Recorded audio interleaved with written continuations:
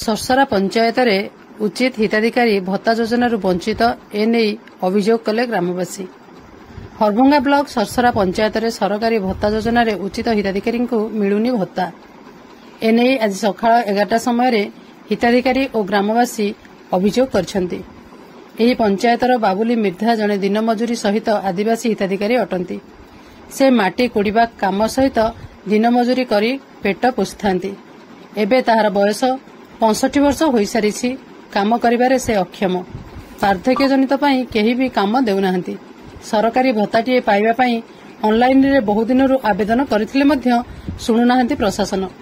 आहरी मध्य अनेक प्रकृत हिताधिकारी बयस 60 रु अधिक होइथिले मध्य एही योजनारु वंचित। एने हरभंगा वीडियो को जोगाजोग पई चेष्टा करा जाय मध्य संपर्क होई पारि नाही। आसंतु कोन कहउचंती ग्रामवासी सुनिबा। सरसरा पंचायत खुड़ा सही बाबुली मिर्जा तो बयस केते लानो 65 वर्ष का असुविधा छै तमा राम माटी मुटा खुड़ी काम करी खाउतली आ जो बयस गला न का करी भत्ता नवा सरकार जो भत्ता मिलवा सो पाउज भत्ता होती मते भत्ता होती किछ ना मिलु आपत्ति कर जाए देऊ तो ना का करू बुढ़ा न का करी चिंता लगना आज नवा सरकार आके आपत्ति कर आज मोहन माझी हमर नवा चीफ मिनिस्टर छ तो सरकार काला गह करबो हां भत्ता लागे ना का कर का तो 5 वर्ष होला ना भत्ता नै देबा तो 60 वर्ष भत्ता मिलवा कथा का करा तो सबको सरपंच को देइथिले ठाकुर देउ देले ना किछि नै आ का करी बुढ़ा ना काम करी सरकार का कर आज नवा सरकार आपत्ति कर जा देले देले ना का करी एते कष्ट दुख कष्ट चलथो हां का करा मो नाम है Narendra Pradhan Sasara panchayat 6 number ward ex ward member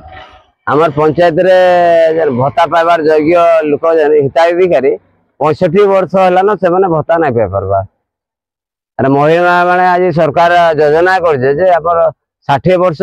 भितर से सुभद्रा योजना पाइबार योग्य 65 वर्ष है ना से भत्ता भी नहीं पाई पारबा बोले 65 वर्ष होला तो भत्ता पाइबा योग्य योग्य सुभद्रा काना कहू सुभद्रा का है सुभद्रा 60 वर्ष होले तार भत्ता नहीं मिले ये काहे हमर सुभद्रा योजना पैसा नहीं मिले किंतु पैसा 65 वर्ष होला ना से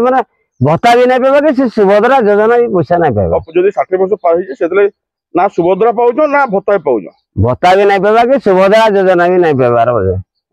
जे आज हमर सरसरा पंचायत मोहन सरकार आउजो हमर गोटे मुख्यमंत्री बोले मोहन माझी ताको दाबी आपत्ति कर गरीब लोक मैंने सुखुर पैसा पाइबे हमको निवेदन आज्ञा नमस्कार।